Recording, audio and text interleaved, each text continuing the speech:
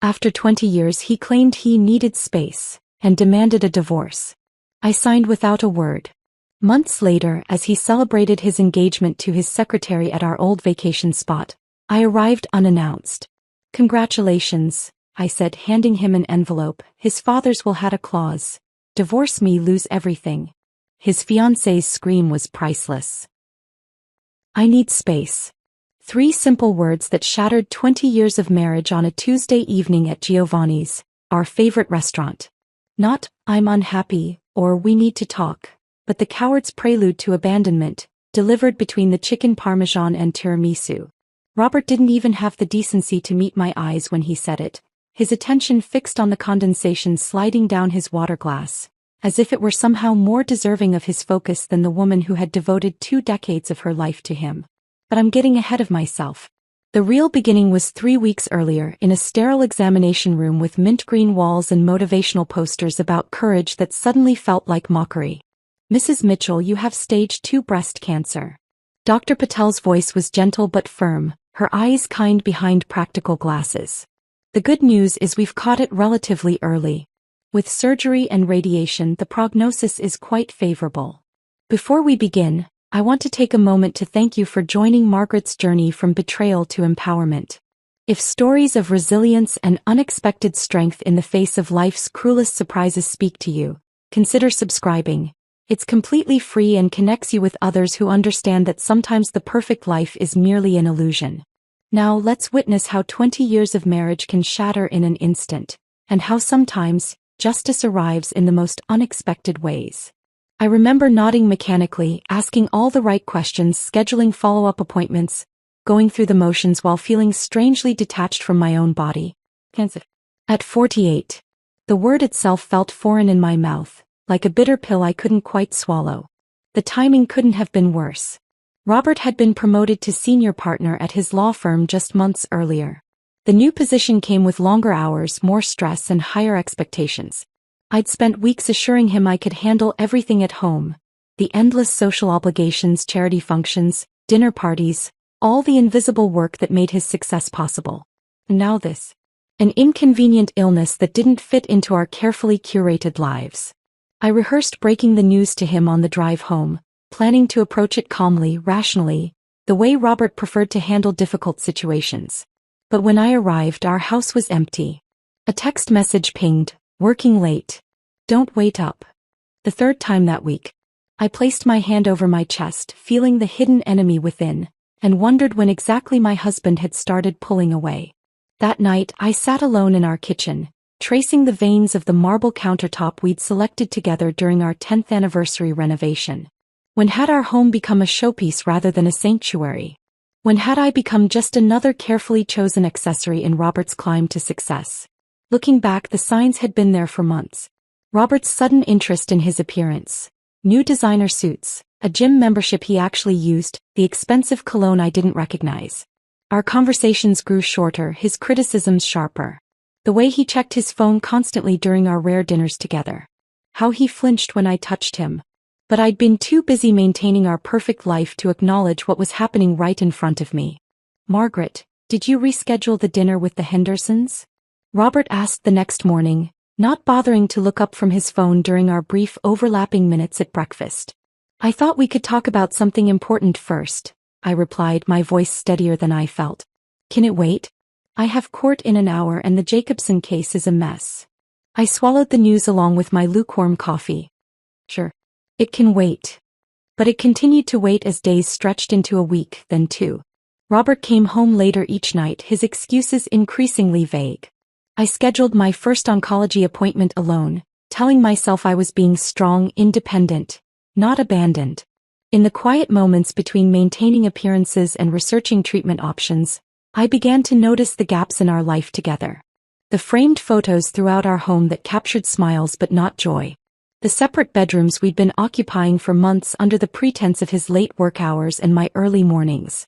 Then came the credit card statement with charges from jewelry stores I'd never visited, restaurants too intimate for business meetings.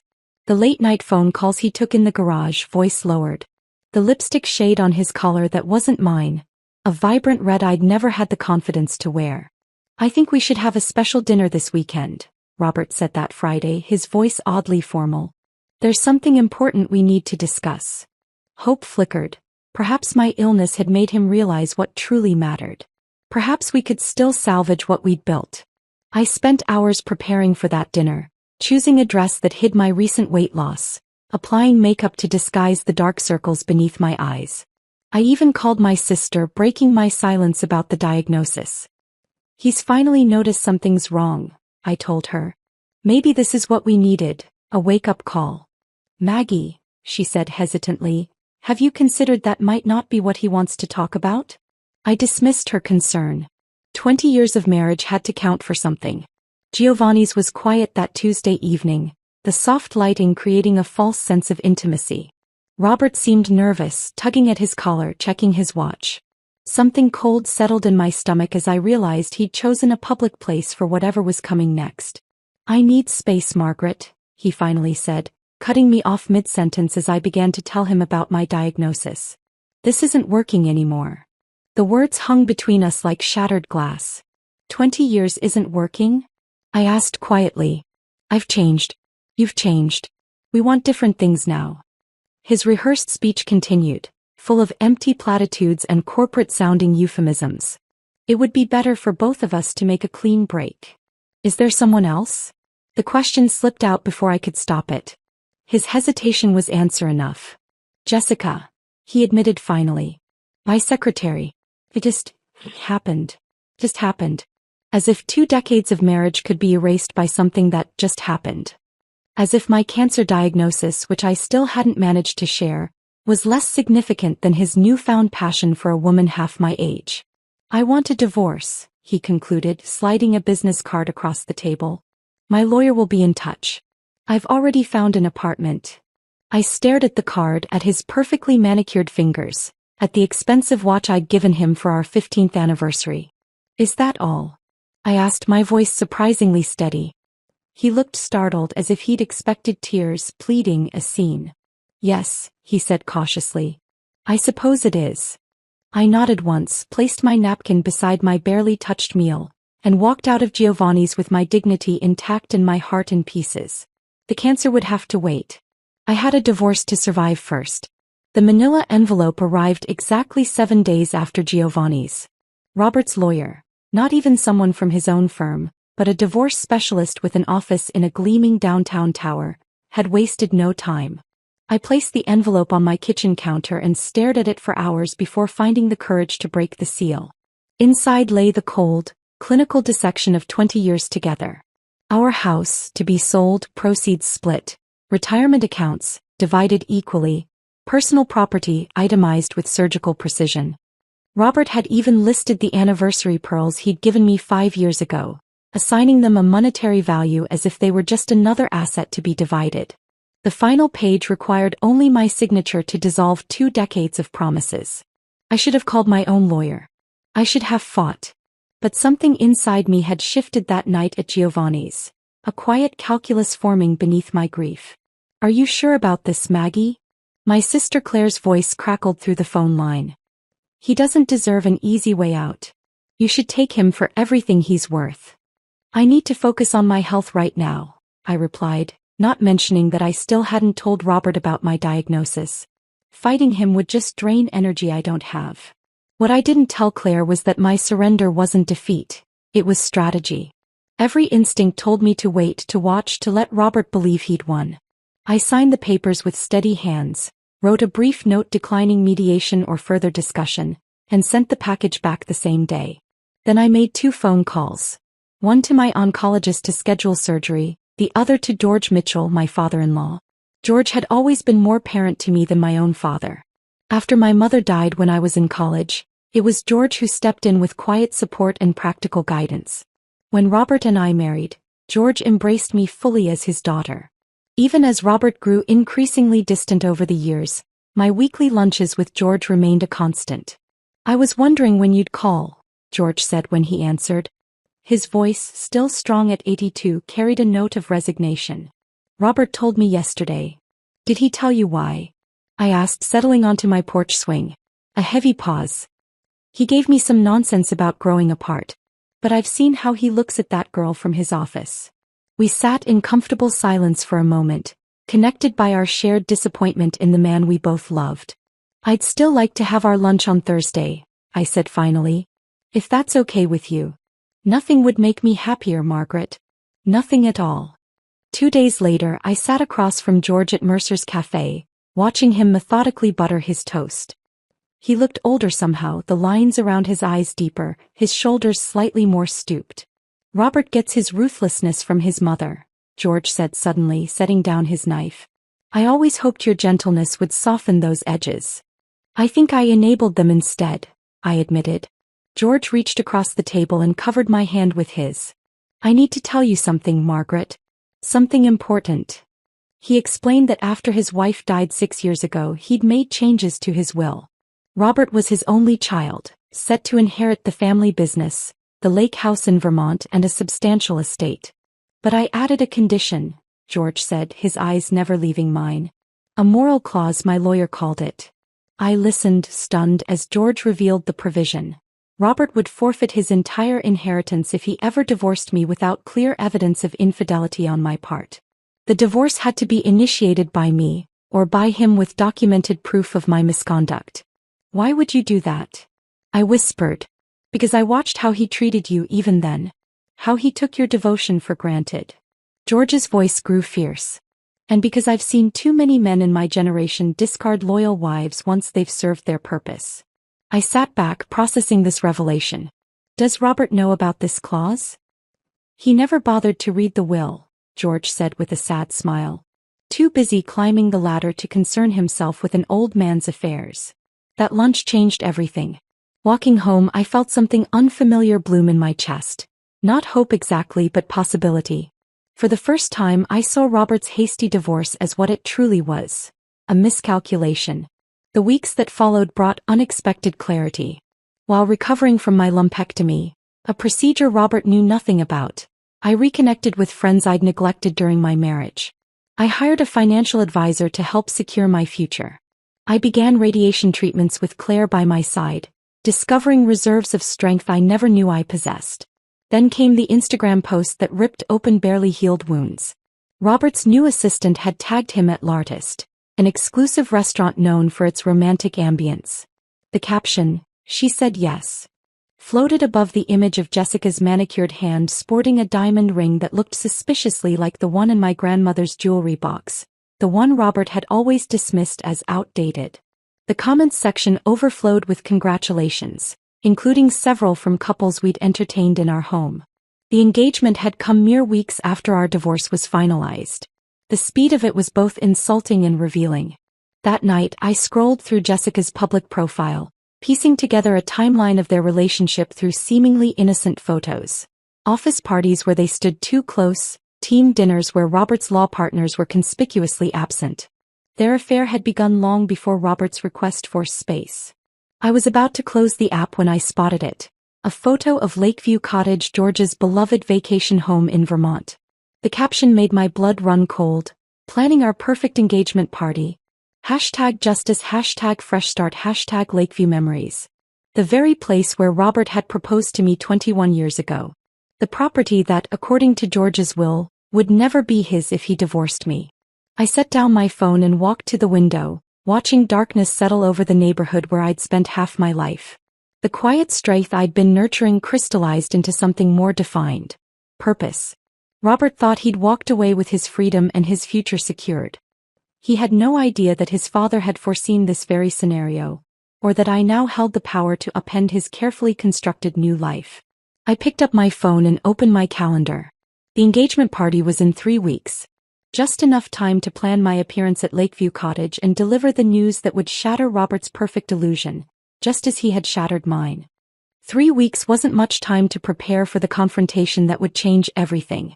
My radiation treatments left me exhausted, but each session felt like another step toward reclaiming my body from both cancer and the shadow of my failed marriage. The technicians became unexpected confidants, their cheerful, "3 more to go, Mrs. Mitchell," counting down not just to the end of treatment but to my reinvention. "You don't have to keep using his name, you know," Claire pointed out one afternoon as she drove me home from the hospital. "You were Margaret Jenkins for 28 years before you became Margaret Mitchell." The thought struck me with unexpected force. I'd been so focused on what Robert had taken that I'd forgotten what I could reclaim. Jenkins, I said softly, testing the sound of my maiden name. Margaret Jenkins.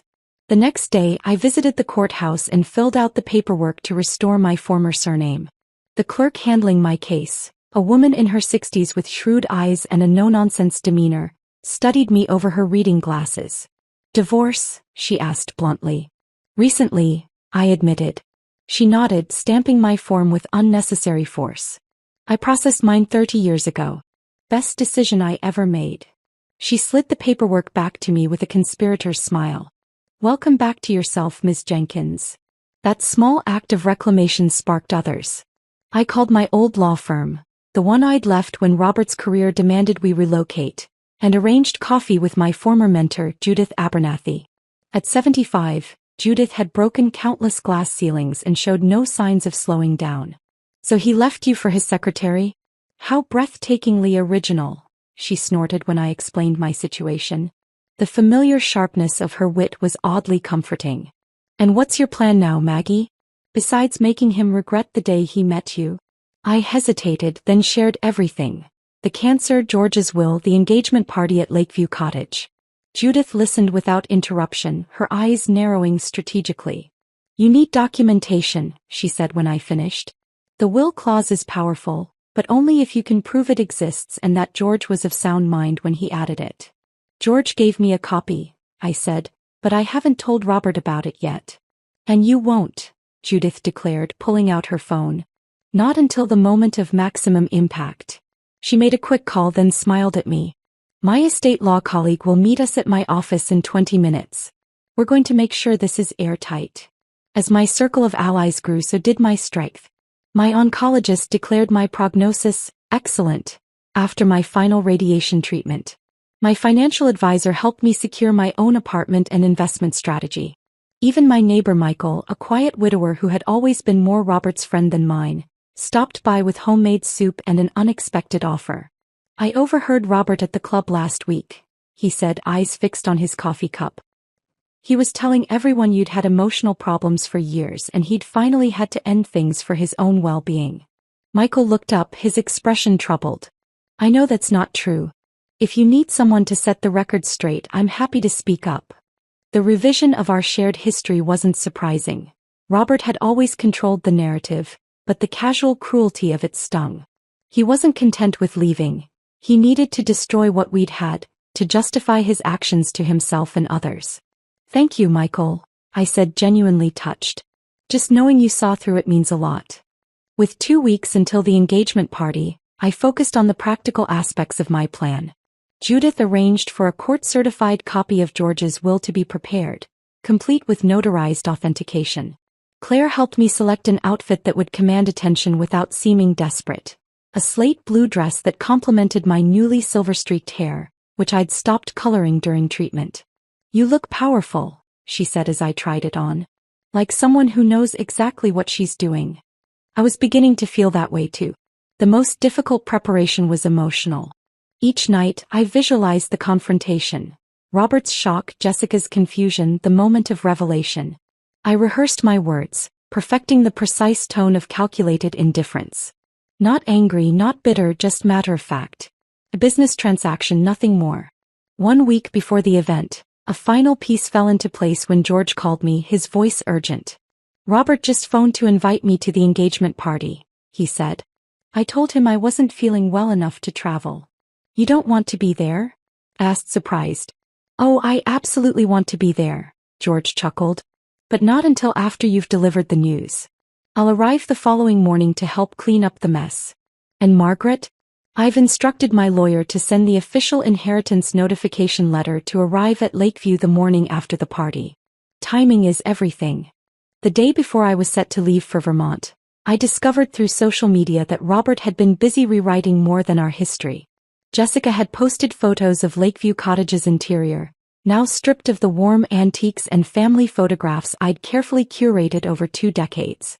In their place were sleek, modern pieces, all evidence of the Mitchell family heritage carefully erased, replaced with the sterile aesthetic of a luxury rental. Creating our dream space. New beginnings, the caption read. The cottage had been my refuge whenever Robert's work consumed him. I'd spent countless weekends there befriending the local shopkeepers, tending the heirloom garden George's mother had planted. Now it was being transformed into a showcase for Robert's new life, with no acknowledgement of what came before. As I packed my overnight bag and placed the sealed envelope containing the will excerpt in my purse, I realized I no longer felt like a victim seeking justice. This wasn't about revenge, it was about consequences. Robert had discarded our vows, their meaning, and me. He'd never imagined I might rise from those ashes transformed. I checked my flight confirmation one last time and closed my laptop. Tomorrow, Robert would learn that some promises couldn't be broken without a cost, and I would be there to witness the reckoning. The Vermont countryside unfurled before me as I navigated the rental car along familiar winding roads. Each curve brought a memory. Robert and I driving up for our first anniversary, George teaching us the names of local wildflowers, the autumn we'd spent repainting the cottage's shutters that perfect shade of forest green. Now those shutters were stark white, visible from the road as I approached the final turn. My hands trembled slightly on the steering wheel. I pulled over, needing a moment to compose myself. Through the trees I could glimpse Lakeview's distinctive sloped roof, hear faint music and laughter drifting across the lake. The celebration was clearly underway. "You can do this," I whispered to my reflection in the rearview mirror. The woman staring back at me bore little resemblance to the one who had signed divorce papers with quiet resignation just months ago. My hair was styled in a confident bob that showcased the silver strands I'd once hidden. The shadows beneath my eyes had faded. Even my posture had changed, no longer curved inward protectively but straight and resolute. I checked my phone. 4:42 p.m. The party had started at 3. Perfect timing, late enough that everyone would be present, early enough that they'd still be sober and alert. The gravel crunched beneath my tires as I pulled into the long driveway, now lined with expensive cars I recognized from Robert's firm. Near the cottage itself, white paper lanterns hung from tree branches, swaying gently in the afternoon breeze. A photographer was directing a group shot on the dock, all tailored suits and flowing dresses, champagne flutes held aloft. No one noticed me at first. I parked alongside the other vehicles and sat for a moment, hand resting on the envelope in my purse. My heartbeat steadied. This wasn't about emotion anymore. It was about justice. I stepped from the car and smoothed my dress. The slate blue fabric caught the late afternoon sun as I made my way toward the cottage, following the sound of a string quartet playing near the lake. The back garden had been transformed with white chairs and tables adorned with arrangements of calla lilies, Jessica's favorite, according to her Instagram. A bartender mixed cocktails beneath a white tent. Catering staff circulated with trays of hors d'oeuvres. I recognized most of the guests, colleagues from Robert's firm, country club acquaintances, some of our former neighbors. A few glanced my way, their expressions shifting from confusion to discomfort as they recognized me.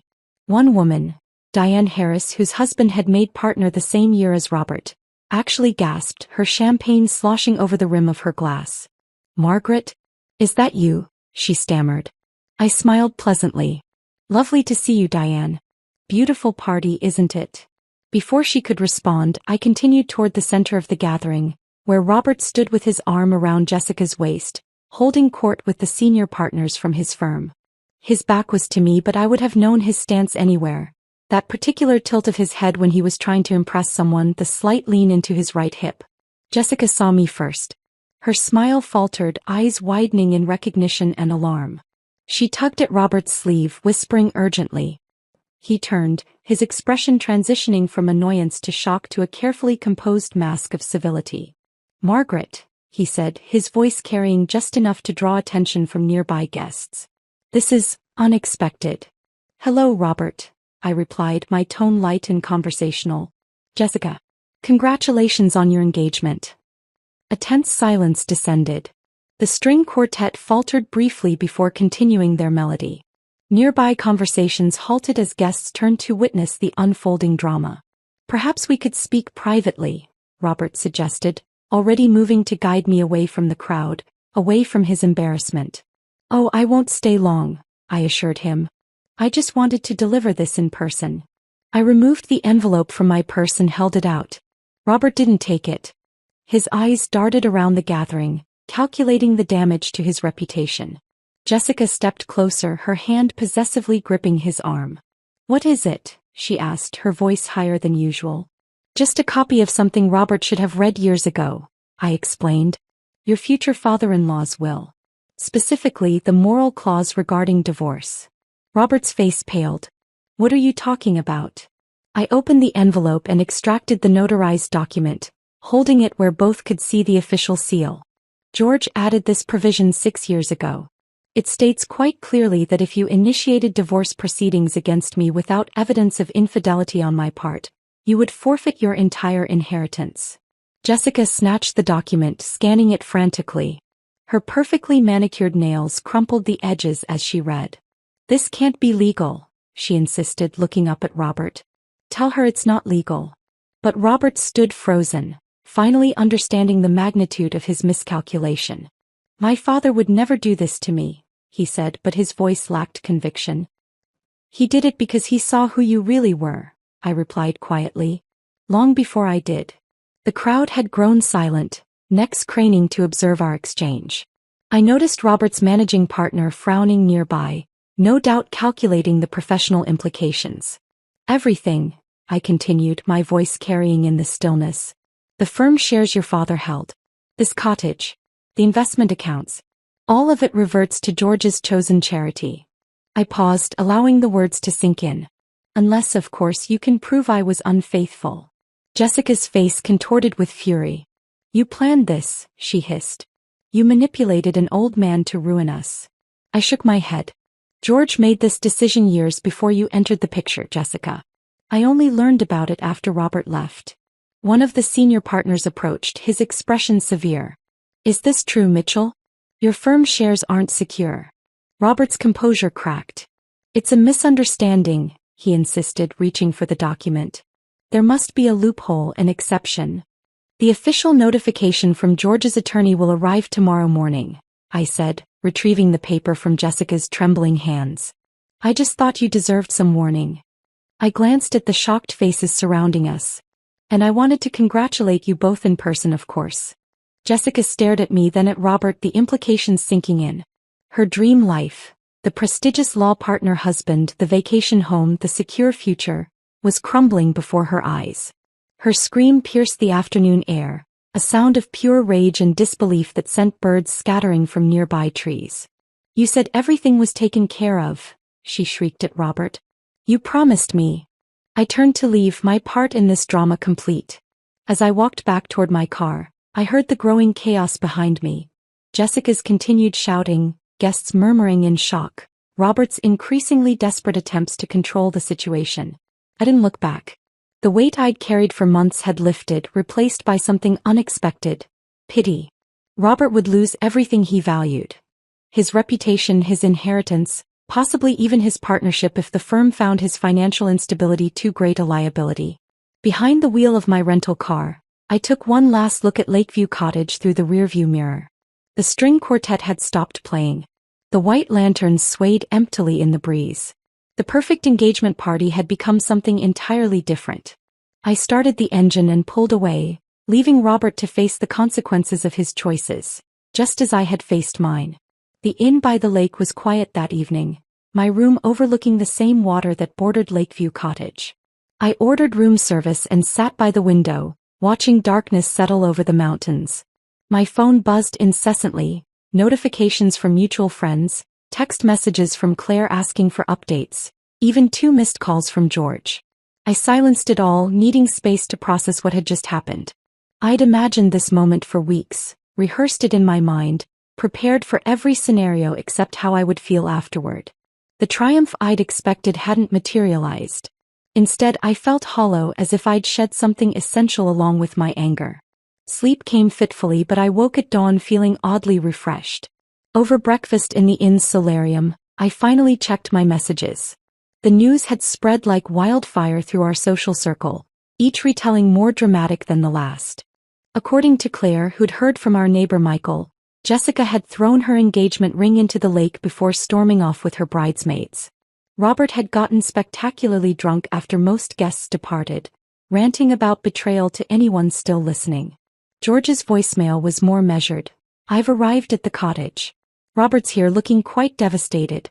My lawyer delivered the official notice an hour ago. Call me when you can. I took my time driving back to Boston, stopping at viewpoints along the way, breathing mountain air that tasted of possibility. It wasn't until I reached the outskirts of the city that my phone rang again, Robert's name flashing on the screen. For a moment I considered ignoring it, but something told me this conversation needed to happen. Margaret, his voice sounded rough, unfamiliar. We need to talk. I'm listening, I said, pulling into a rest area. Not over the phone. In person. He paused. Please. We met the following evening at a small cafe halfway between his apartment and mine. Robert arrived first, securing a corner table away from other patrons. He looked haggard, his crisp appearance replaced by rumpled clothes and 3 days' stubble. When he saw me, he stood awkwardly as if unsure whether to offer a handshake or hug. Thank you for coming, he said as I took my seat. What did you want to discuss? I kept my tone neutral, not unkind but not inviting either. Jessica left. He stared into his untouched coffee. The firm has asked me to take a leave of absence while they assess the situation. Dad's refusing my calls. His eyes met mine. You've destroyed everything. You did that yourself, Robert. The waitress approached, looked between us, sensed the tension and retreated without taking my order.